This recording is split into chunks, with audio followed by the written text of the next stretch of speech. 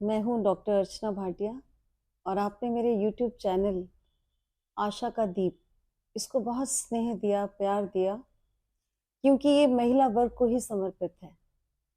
आज कुछ समय के बाद मैं दोबारा से अपने चैनल पर सक्रिय हुई हूँ और मैं अब कोशिश करूँगी कि अपने द्वारा लिखित कविताओं के साथ साथ छोटी छोटी कहानियाँ जो मैंने लिखी हैं, जो नारी वर्ग को प्रेरित कर सकती हैं, और ऐसे जिंदगी से जुड़े हुए कई इंसिडेंट्स मैं आपके साथ शेयर करूं, जिसमें आपको कुछ बातें समझने पर मजबूर कर दें कि एक नारी को कैसा होना चाहिए।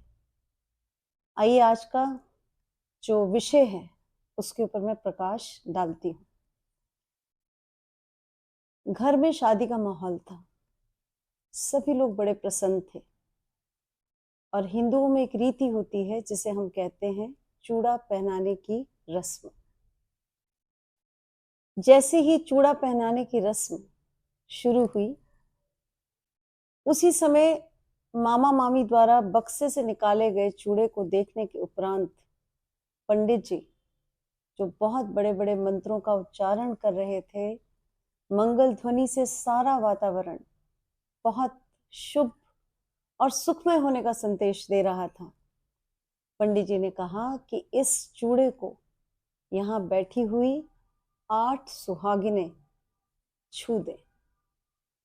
अभी पंडित जी ने वाक्य समाप्त किया ही था कि दुल्हन की मासी ने जोर जोर से कहा कि केवल 8 सुहागनें ही इस चूड़े को स्पर्श करेंगी। कोने में बैठी हुई दुल्हन की ताई वंदना को ये एक छुपा हुआ संकेत था, क्योंकि पूरे समारोह में जितने भी रिश्तेदार इकट्ठे हुए थे, उसमें केवल वही एक विधवा स्त्री थी। वंदना, जो एक कॉलेज में पढ़ाती थी, वो सोचने लगी, क्या मुझे जीवन के इस पड़ाव में ये बात पता नहीं है कि मुझे इस चूड़े को नहीं छूना? क्या मैं अपने सारे रीति रिवाजों से अनभिज्ञ हूं?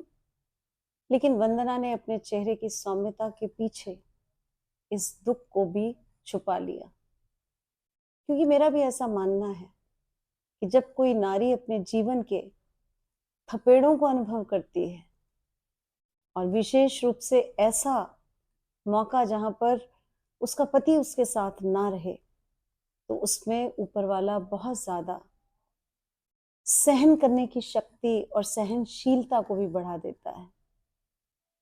और वंदना ने अपने चेहरे पर एक सौम्य सी मुस्कान चिपकाई और वो सोचने लगी कि मेरा व्यक्तित्व, मेरी काबिलियत, मेरी समाज में मेरा रुतबा और मेरी अपनी जो अटूट छाप है, उसको देखकर मैं अपने जीवन को आज तक जी हूं, और ऐसी बातों से मुझे लेश मात्र भी अपने आप को दुखी नहीं करना।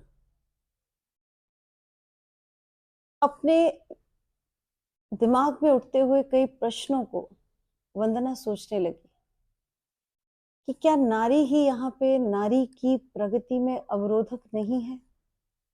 क्या हम स्वयं में 21वीं सदी की कहलाने वाली महिलाएं हैं? क्या हमारी पहचान हमारी सुहागन होने से है?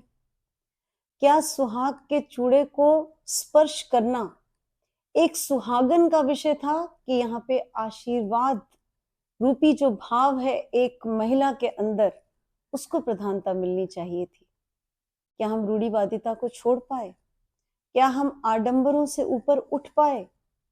इन सब सवालों के जवाब आज मैं आपसे पूछना चाहती हूँ कि एक नारी को नारी के साथ किस प्रकार का व्यवहार करना चाहिए, और यदि वो सोचती है कि वो 21वीं सदी की एक सशक्त महिला है, तो कितना अच्छा होता कि ये रूढ़िवादी विचार, आडंबर, इन सब का परित्याग करके एक नारी दूसरी नारी के साथ हाथ मिलाते हुए इन सारी चीजों को जीत पाती, इनको परास्त कर पाती।